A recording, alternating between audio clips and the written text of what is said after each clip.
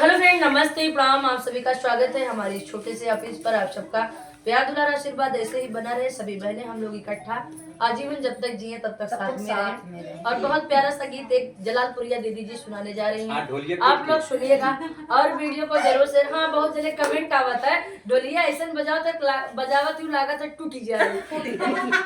ढोलिया बुला दी जाती बजावत के। देखा, अगर ढोल है जब तक धुन समझ में ना आओ तब तक बजावे में मजा ना आओ ना। हर गाना के का भाव बैठे वही तौर तरीका से ढोल बजावा जाता है। हमें तो खास इतना अच्छा बजावे ना ही आवत, लेकिन आप सब कमेंट में कहा थे तो बहुत अच्छा लगा था। ढोलिए पला दिया तो एक गाना सुनावा थे हमारे जलालपुरिया दीदी, सुनावा।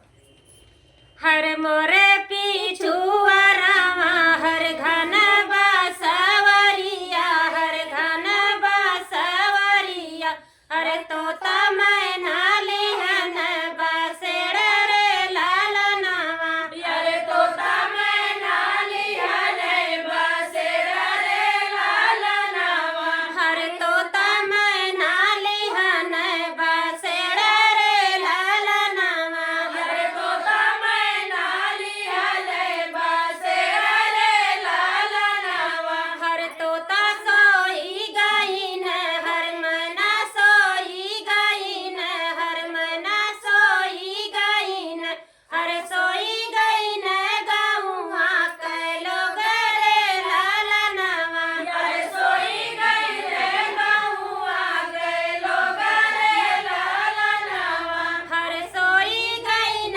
गौआ के लोग रे लालनावा, सोई गई रे गौआ के लोग रे लालनावा, हर एक नाही सोवन बेटी के